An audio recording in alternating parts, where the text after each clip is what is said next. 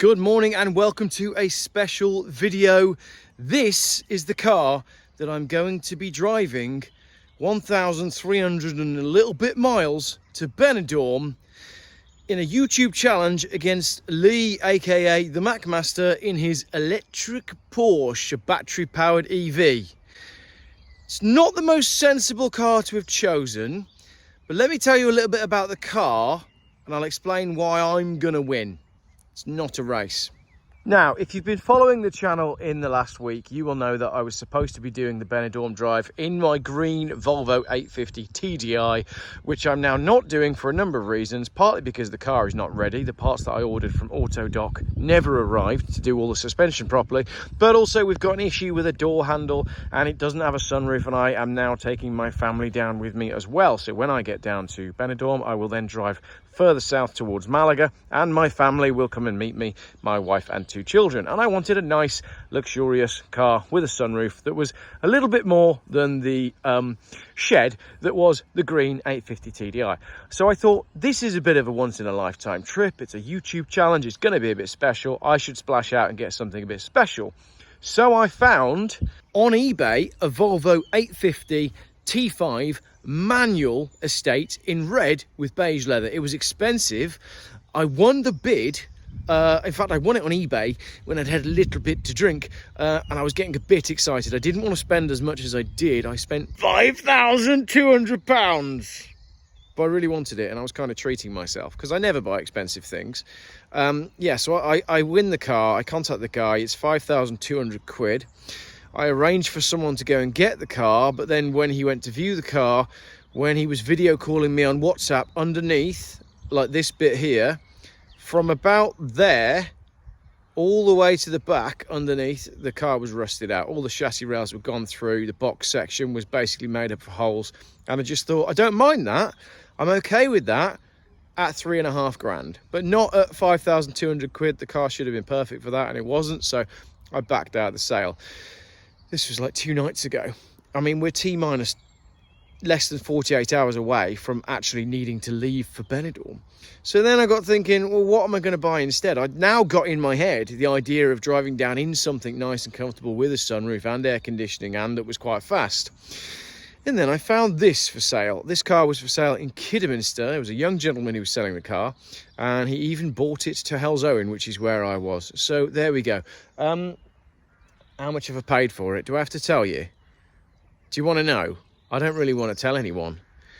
It was £5,000, which is quite a lot of money for a Geoff car, I'll give you that. But the way I look at it is, I'm going to sell it after the Benidorm trip. And I also, as part of the deal, I did get a free car. I actually bought 2 cars. I bought this and a Volvo V70 T5. 5-cylinder turbo that's only working on 4 cylinders. So I bought a parts car with it as well. So it was 2 cars for the price of 1. Then I took this to my garage and I had some front tyres done.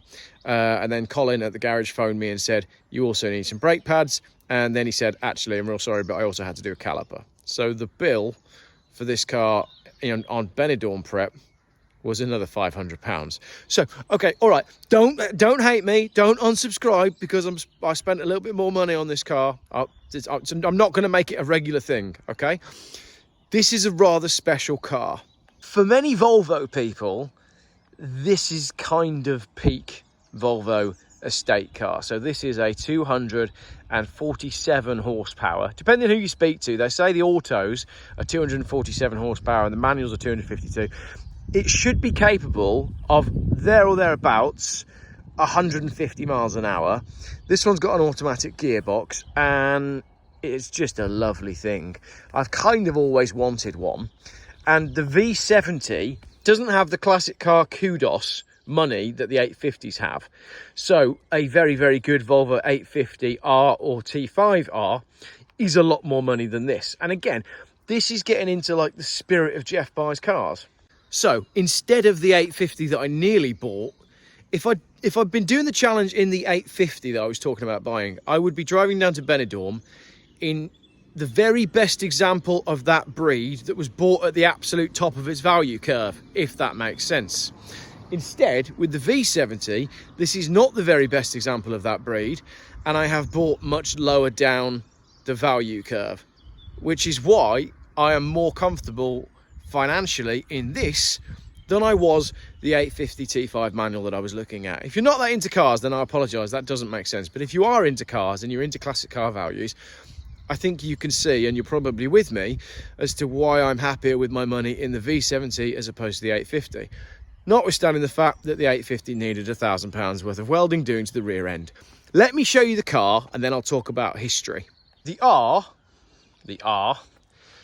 is the follow-on to the T5. This is, as I said, this is absolute top of the range Volvo from 1998. This would not have been a cheap car back in the day, and it shows it's lovely. It's going to be supremely comfortable on my drive, on my drive to Benidorm, not on my driveway.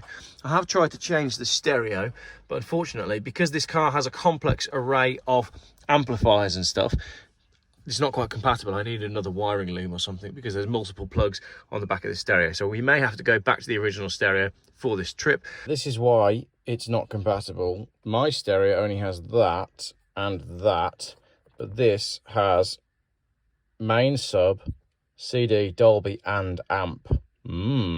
I've got half leather Alcantara, I've got cruise control, I've got a sunroof, as I said, info display with my miles per gallon, but we won't talk about that. Actually, let's talk about that. 36 on the run down here from the garage because I drove very carefully. Traction control, fog lights, obviously, window switches and everything is all on the door, as well as the fuel flap, which I'm going to be using a fair bit. Boot release, automatic box with sport, economy and winter modes. One spider, comes with a spider. I haven't had this cleaned yet. And because it's a V70, premium door card, sorry, because it's an R, premium door cards, these are stitched here. So it's all in beautiful condition. Whereas with the normal cheaper V70s, this is one panel of like wrapped leatherette. And that means they peel up here and they pull outwards and all the door cards start to fall apart. So I am already seeing the quality that has gone into the R version over and above the standard ones. Obviously I've got a sunroof which is tilt and slide and it's tinted as well.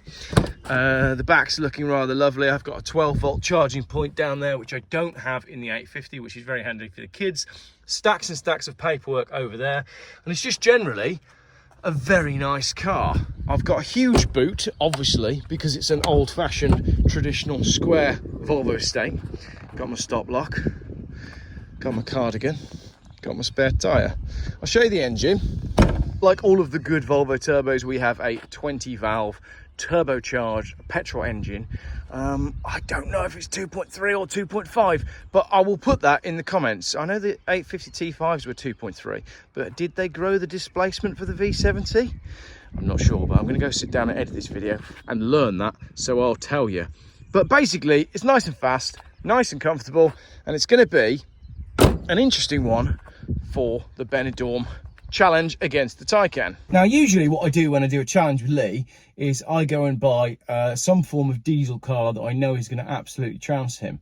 However, I didn't want to do that this time because the Taycan is essentially a performance car. This is a performance car. This would have been an expensive car in 1998. As I said, it should be capable of around about 150 miles an hour, but we'll find out. I mean, no, we won't find out.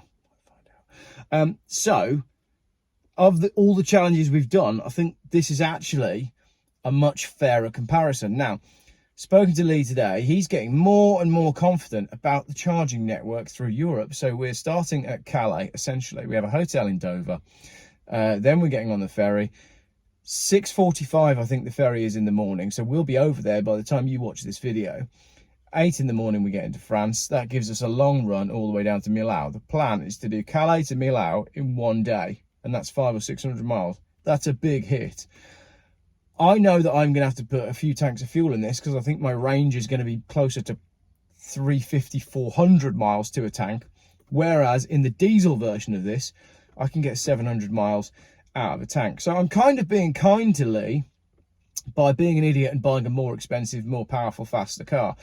But come on, I'm a petrol head. You know that you're going to want a V70R to drive all the way down to Spain. Like, why would you not? This is like the sort of stuff that you dream of doing.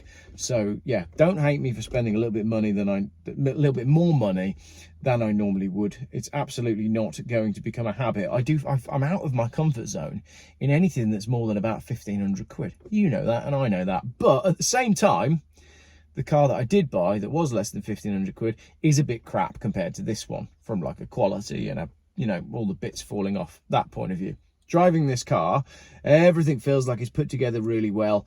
It doesn't have any knocks or bangs. I've got no rattling from inside the cabin, which is good from a filming point of view. The green one, I haven't done any driving and filming video with that car because it's so damn noisy in the cabin. So that's what we've got. I'm going to sit down and have a look through the service history and find out exactly what this car's got, because I know it has a lot of money spent on it. It's 190,000 miles, but I have every confidence that the internal combustion car is once again, for the 4th time, going to win the day. I hope that Lee manages to get down there not too far behind me, and I hope that he retains his sanity during the trip. But it might be that he has a very easy run. I'm driving an old high mileage car. He's just had his car in for service. This has just been checked over as well. So I think this one's pretty wide open. If I can keep off the gas and keep the fuel economy up, then we're all right. But if I get carried away and put my foot down, which is what this car is all about, then we could be handing it to the electric car brigade. So we will find out. I don't know when this video is going out. My plan is that this video should, by the time you're watching this video, we should be getting pretty close to our destination for the first night, which is Millau, allowing us to film the Millau viaduct tomorrow. But we don't know yet, because I'm filming this 2 days before it's going out. I'm being organised for the first time in my life. Anyway, hope you enjoyed that little rundown of the Volvo V70, and lots more to come on this car and on this trip.